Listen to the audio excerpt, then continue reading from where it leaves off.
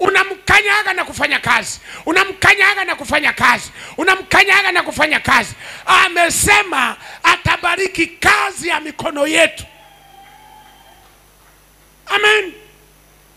Wengine mmekimbia mikoani, unakaa hapo kwenye makoti ya shemeji, makoti ya baba mdogo, makoti si ya nani. Nimekuja Dar es Salaam nisafishe macho. Aliyekuambia kuna miswaki ya macho hapa nani? Yani una shughuli, toka sasa hata nje ukafanye kazi. Mimi siwezi kupiga shusha, mimi siwezi kuchoma mahindi, siwezi. Nataka kazi ya ofisini la 7. Amen. Mwangalie jirani yako, ukiona amechukia anakaa kwa ndugu, alafu hana kazi ya kufanya.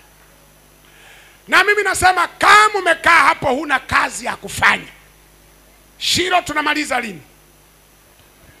Jumapili. Jumatatu tukutane Mbezi mwisho, ukitafuta mabasi ya kwenda nyumbani. Mvua imenyesha, watu wameanza kulima, watu wanapanda, watu wanajiandaa. Sio wewe unachakaza makochi ya watu yamechakaa, unaongeza ruku na umeme huu wa mgao. Uko tu pale unaangalia tamthilia sijui za Kifilipino, za Kituruki. Unawafahamu wacheza tamthilia mpaka saizi za viatu. Unawafahamu kama nini? Huyu ndiye aliyeigizia sauti kwenye tamthilia sasa. Huyu sasa. Wenza kuona wao asubuhi wanapambana, wanakukuta tupo kwenye sofa. Karibu. Pole na kazi. Wanaitikia shingoni. Ushituki hawasemi wanatikia ushituki. Tangu lini wamegeuka nguruwe? Mbona wakati wanaona kupokea walikuwa na sauti zote? Tangu umeanza kupitisha muda wa kurudi nyumbani wamebadilisha na kuitikia. Wanaitikia ndo nimekuja nikushitue. Nikushitue urudi nyumbani, uende kulima. Mvua imenyesha. Hapa Dar es Salaam watu wanaishi kwa budget. Amepanga vyumba viwili, cha kwake na cha watoto. Sasa ametumia watoto, umewekwa wewe. Watoto wanalala kwenye sofa. Kila siku wakiamuka, anko kwa hiyo utaenda lini? Bado nipo. Jioni, kwa hiyo ulisema lini? Nipo. Hapa ni kwa ndugu yangu wa damu. Ndugu yako wa damu. Hata mbu wenyewe wakitunyonya wanakuwa ndugu wa damu, lakini wanakula makofi. Si mbu akikunyonya anakuwa na damu yako. Sasa ndo ndugu wa damu. Anakula kofi, anaishia ukutani. Asa wewe huwezi kupewa kofi. Wewe ndio nakupa na kushitua. Amen. Kuna yani ndio maana Mgogo simpendi. Yani anachokonyoa na vitu vingine. Leo wakati nakuja tuko na driver wangu, joto la ndani meshusha kioo. Kuna watu tulisimama kwenye foleni, wakaniona walikuwa pembeni.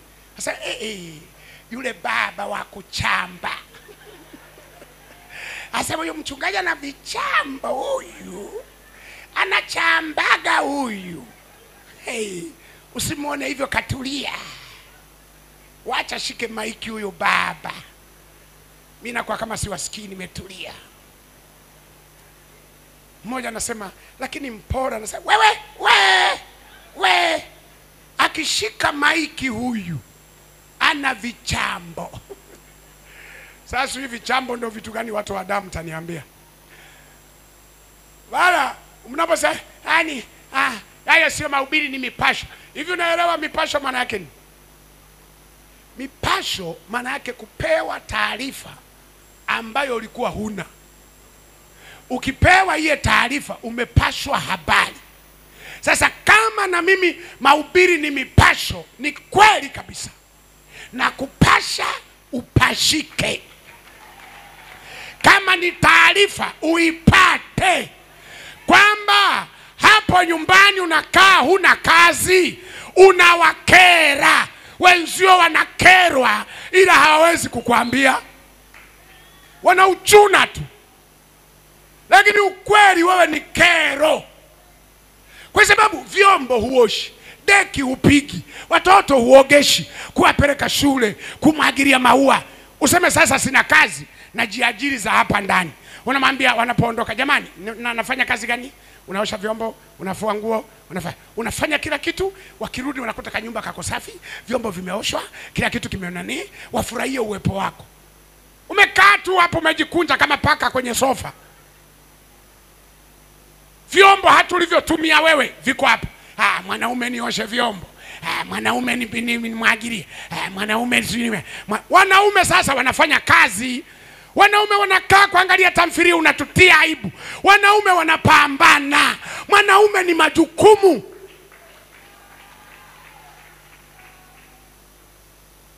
Amen. Sikupanga kusema haya, lakini inawezekana ni breaking news ya mtu. Yawezekana uko hapa. Kama uko hapa, uko mtandaoni. Unanifuatilia uko mtandaoni, nimekunyoshea sasa. Maelezo yamenyoka. Huko nakufuatilia YouTube, Facebook, sio wapi. Na ututukripu tutakatwa tuwafuate watu kwenye simu zao. Ndio maana mgogo hakwepeki. Yaani kumkwepa mgogo ufanye kazi. Ukitaka kukwepa mahubiri ya mgogo, chimba kaburi wakuzike. Lakini ukiwa hai na kufuata kwenye simu. Na kufuata tu unaposogea, hey. Unasogeza, huna pa kukimbilia. Lazima uchakalike. Niko na ubiri mahali fulani kidogo nivuruge nyumba ya watu. Niko na ubiri haya, kumbe kuna mama mmoja amemwacha mume wake kijijini. Amekuja kusalimia kwa watoto. Mwezi wa kwanza, mwezi wa pili, mwezi wa tatu, mpaka 6. Na mimi siku hiyo nilinyoka na wamama wanaotelekeza waume zao. Na kuja mjini eti kuzaa raha. Niko kwa mtoto, sio tu kuzaa raha, na kuolewa raha. Na kulea mume wako raha. Kwa nikanyoka na wanawake wa hivi. Kumbe kuna mama mmoja amekaa miezi 6 kwa watoto wake. Yuko pale na watoto wako pale. Na yupo katikati wajukuu, mtoto wake, mke wa mtoto wake wako hapo. Na ubiri yule mke wa mtoto wake ameinamisha kichwa chini. Anasema, Mungu wangu, sasa mama hapa naelewaje sasa? Mama tafikiria tumemwambia mgogo, jamani. Mgogo huyu naye, mgogo huyu atatuharibia nyumba. Mgogo huyu ananiombea, mimi ndo nimekanyagia kimewaka moto. Na nyoka nao kwamba kama umependa mjini kamchukue baba. Murenti house mkae hapo. Sio wewe unakaa kwa watoto wako na wasumbua tu. Chai ya nini? Ya rangi. Ya rangi? Ya rangi. Sasa ulikuja na maziwa wewe ulipokuja hapa. Tunakula mboga gani? Mboga matembele. Matembele mjini. Matembele mjini. Aliyekwambia mjini wanakula nyama kila siku nani? Unakula nini? Ugali. Ugali. Mimi nataka wali. Wewe si umetoka shambani, si uje na kiroba. Hasa tumenyoka hapo kumbe mama hasira. Anajua hawa wamemwambia. Anasema kwa sababu haiwezekani, anataja na miezi. Hii ameambiwa huyu, ameambiwa. Maana nataja anasema miezi 6 na yeye 6. Nasema nachagua vyakula na yeye ndio kazi yake. Nasema ni msumbufu na yeye. Akasema ibada ilipoisha, wametoka nje, akasema sawa, nimewasikia. Wanasema nini? Nimewasikia. Si mmesema aniambie. Wanasema mama, nani aliyetulesema? Asema si mchungaji wenu mmemwambia kwamba niambie nirudi nyumbani. Nitarudi Jumatatu, nitarudi. Kwa hiyo mniandalie nauli. Wanasema mama, hatujasema kokote, haiwezekani. Mmemwambia? Mmemwambia. Mimi naondoka. Naenda nyumbani. Kweli? Nyumbani sijaua mtu, mimi na kwangu, mmechoka kunilea. Walibembeleza yule mama. Mama hakujali. Funga mizigo yake. Injili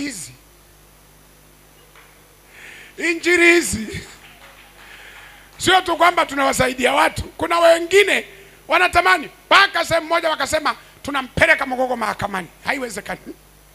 Lazima kajibu mashitaka. Nilikuwa nazungumza habari za wale wanawake wanaonyanyasa wanaume baada ya kupata hela. Yaani kama unakaoa kana hela kapole, hatukikohoa mpe mtaji, aanze kufanya biashara, ikianze kuchanganya, aanze kuwa na hela. Baba, utaisoma namba ili ukae naye, ukubali kuwa house boy humo ndani, ndio mambo yataenda. Sasa nilikuwa nazungumza kipengele fulani, nafikiri mnaelewa kipengele fulani. Mwambie jirani yako hicho kipengele fulani, mama mwenye hera kwenye kipengele fulani. Kwani wewe unakijua hicho kipengele fulani? Hicho kipengele fulani, mama kipata hera, hicho kipengele fulani kinakuwa kipengele. Sasa wakachukia, unatunyanyasa, unatusema sisi tukipata hela tunatesa wanaume, utaeleza mahakamani.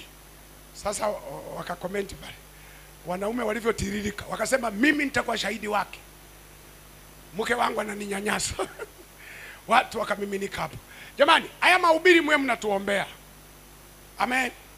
Maana wenzenu tunamwambiaga Mungu tupe ujumbe utakao fiti kwenye mioyo ya watu watakao kuwepo. Ndio maana usingekuwepo wewe nisingesema haya.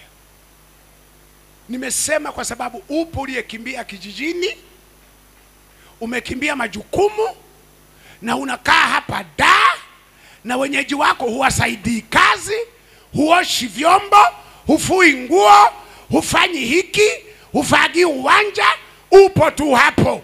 Hivi nafikiri haya nisiposema mimi, ndugu zako watakwambia haya yanataka mzee wa kujiripua, mzee wa kunyosha. Sisi ambao wakati mwingine Mungu ameondoa hekima ili tukusaidie mwenye hekima. Ndio maana tunahubiri bila utaratibu rasmi ili tukusaidie. Sasa unakaa kuleta malawamu, mimi umaskini wangu ni kwa sababu ya wazazi, umaskini wangu ni kwa sababu. No, ni wakati wako wa kusimama, ni wakati wako wa kusema no, nitasonga mbele, lazima nivuke niende Jordan. Maana haiwezekani umaskini unikalie, wazee wakalie, ndugu zangu wakalie. Kwa nini wote hao wakaliwe? Mimi ndio nitakuwa wa kwanza kuwakomboa. Ndio nilikuwa nawashuhudia watu mahali, nilikuwa naambia kwenye familia yetu, yani baba aliyemzaa baba, si nani, na watoto wote wale wa ukoo, mtu aliyetangulia sasa kumiliki gari ni mimi sasa. Yani ukitaja tajiri wa ukoo wetu, mimi sasa. Kwa sababu niliponunua la kwanza wakasema, amenunua gari la matairi 4 kabisa linaenda. Sina wajua kwa Nyakyusa wanajua kushangaa. Mwe. Na lori. Hawajamaliza kushangaa, nikaongeza la pili. Paka wengine wakasema huyu atakuwa amejiunga. Haiwezekani. Apate wapi hela? Haiwezekani. Amejiunga. Haiwezekani. Hawajamaliza la 3. Ndio wakachanganyikiwa kabisa. Sasa badala ya kunishambulia, wamegeuka sasa. Na mimi sasa nina kamati ya maombi, timu ya maombi ambao wananiombea. Unajua, ukipata mali kwenye ukoo, ukara pamoja nao, wanakuweka kwenye position fulani hivi. Ukiumwa wanaumwa na wewe, ukifanya hiki wana. Kuna kipindi nilipigwa na kabaridi kidogo Marekani, wakasikia eti afya yake hainani, wakasema Mungu usije kumchukua huyo, usije kumchukua, chagua watu wengine huku, lakini usio huyo. Mwangalie jirani yako, mwambie watu wanakuombeaje. Maana kuna watu wana hela lakini wabairi, paka ndugu zake wa ukoo wanaombea ufe waje wale kwenye msiba. Shirikisha watu. Yaani vile vitu vichache unavyovipata, hakikisha unagawana na wenzako. Mungu amekuweka wewe, umetangulia kuvuka. Na kama umevuka, wakumbuke na hao uliowacha huku nyuma. Kumbuka kipindi tunakiendea Christmas, fanya jambo kama mtu wa Dar es Salaam. Wangapi mnatoka mikoani ila mnaishi da? Hivi unajua kule mikoani wanakuona kama kamungu kadogo. Mikoani kule wanakujadili kwenye vijiwe. Yaani ndugu zako wanakuliingia. Utasikia mjomba yuko da, aunt yuko da, dada yuko da. Kwa wanapoongea pale wanasema yuko da wako na mimi yule aliyefuata kwa mama yuko da. Huyu na anasema we baba mdogo kabisa yuko da. Alafu mtu mwenyewe anayekuliingia ni wewe. Huna mpango, hufikiri hii Christmas wanavukaje, huna habari. Hebu muulize jirani yako, unawawaza wale kwamba utawatumia ngapi za Christmas? Unawawaza? Unajiwazia mwenyewe. Ndio maana siku ya tarehe 26 watu wengi wanakuwa wengi. Mwananyamara pale wameharisha sana, sijui Muhimbi wameharisha sana. Maana utashindwaje kuharisha? Wewe chakula chako kimeraniwa, hujawakumbuka watu wa kule. Umekula peke yako masoseji manini, wazazi wako wamekula maharage mpaka matumbo yanasema nimetubu. Unawasahau mpaka wazazi. Unawasahau wengine walikulea, walikubeba mgongoni. Unawasiliba na makamasi yako, paka na picha wanazo wamekubeba. Unasema ushangazi alinibeba sana, uye sana. Yaani uwazi chochote, uwazi nguo, uwazi chakula, uwazi kitu gani uko hapa.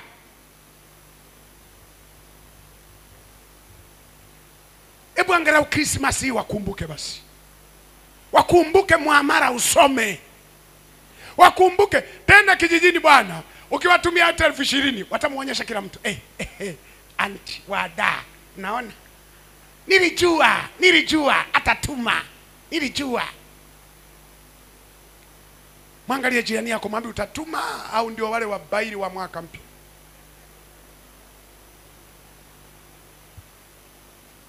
Unasema mchungaji, hasa mimi mwenyewe napambana na maisha, alafu natamani kuvuka Yordani. Unavukaje bila kutandika ngazi? Ngazi ni kutoa, ngazi ni kukumbuka, ngazi ni kukumbuka watu ambao hawajiwezi.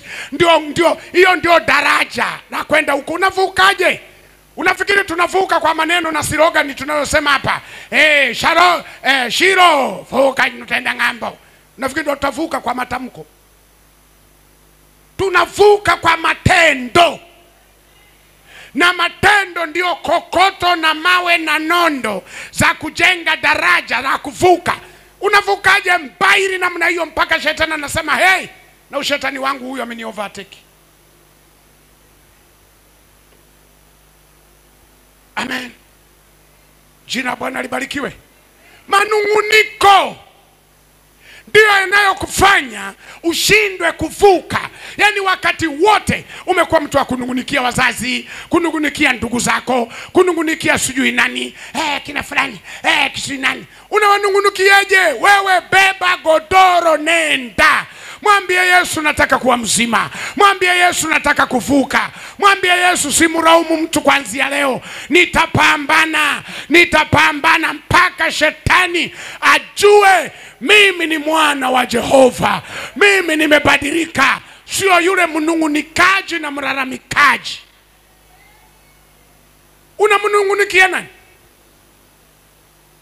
Aliyeyafunga maisha yako sio ukoo wako. Ni pepo, ni mizimu, ni roho mbaya. Sasa hizo unawakabizije ndugu zako hizo roho baada ya kuzishughulikia wewe? Amen. Kataa roho ya malalamiko yasiyo na sababu. Kataa roho ya manunguniko ambayo hayalipi. Kataa hizo roho, sikatae. Yaani mwaseme kwanza leo sitamnungunikia mtu. Umasikini umaskini nitapambana nao, magonjwa nitapambana nayo, kama kuna rana na mikosi nitapambana nayo. Hapa Shiro nimefika kwenye kisima, na wiki hii kinatibuliwa kila siku. Mimi sitasubiri watu wa kunitia birikani. Yaani umwambie mimi nitajitia mwenyewe. Sisubiri watu wa kunitia birikani, najitia mwenyewe. Sitafuata foleni, najipanga mwenyewe. Wakati wanajipanga mimi niko ndani. Ndio. Yule bwana angekuwa na akili, angesema uwezo wa kusogea mimi sina. Malaika anapotibua, yeye angeenda chwe. Malaika, wewe sijatibua, malizi aga niko hapa hapa. Maana ya kusubiri mpaka utibue wananiwahi. Na mimi nitakusaidia kutibua. Tibua yaende huko na mimi natibua hivi. Wakutaka mtu arukie, mimi nazamia hapa hapa kwa sababu niko natibua. Ndio maana unaona kuna watu wanatibua kisima pamoja na bishop. Wanatibua pamoja naye. Wanatoa pesa zao, wanatoa muda wao, wanaomba kwa jirani. Hawasubiri malaika aje atibue alafu warukie. Wanatibua wote, wanatibua. Mwangalie jirani yako, mwambie kwa Kiswahili cha Kinyakyusa, mwambie mwenzangu tutibuage humu. Mwambie kwa Kiswahili cha Kinyakyusa, mwenzangu usizembe, tutibuage.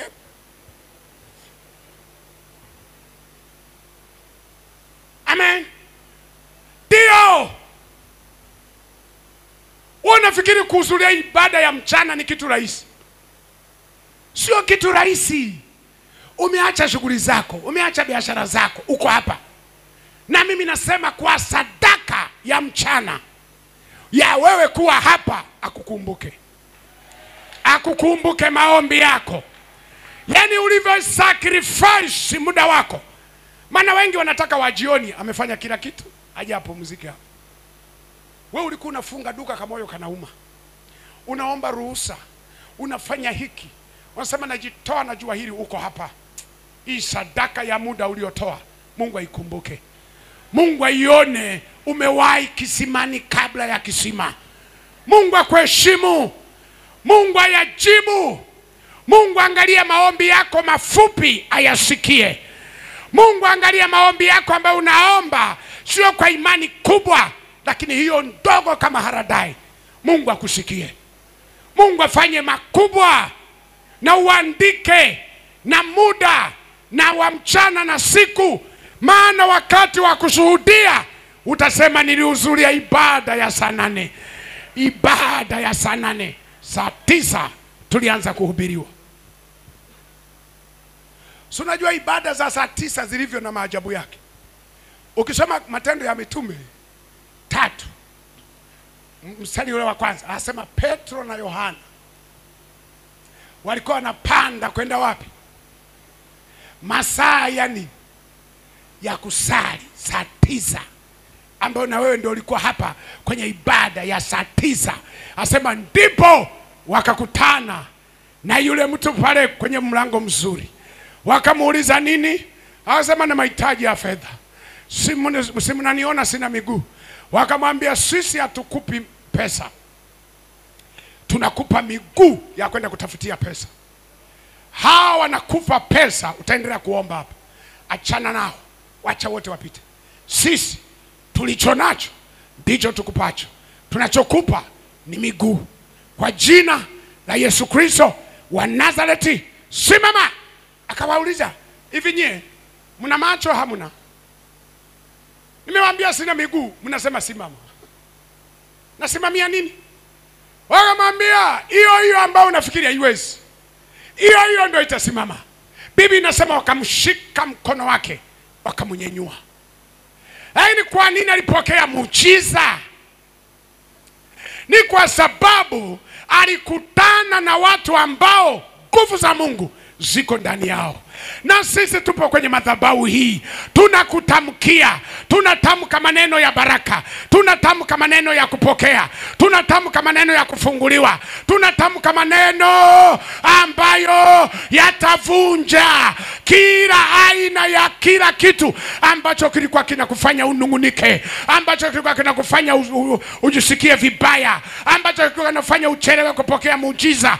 Hayo yote tunayafuta kwa jina la Bwana wa majeshi. Upokee katika jina hilo, maana Mungu wetu yuko hapa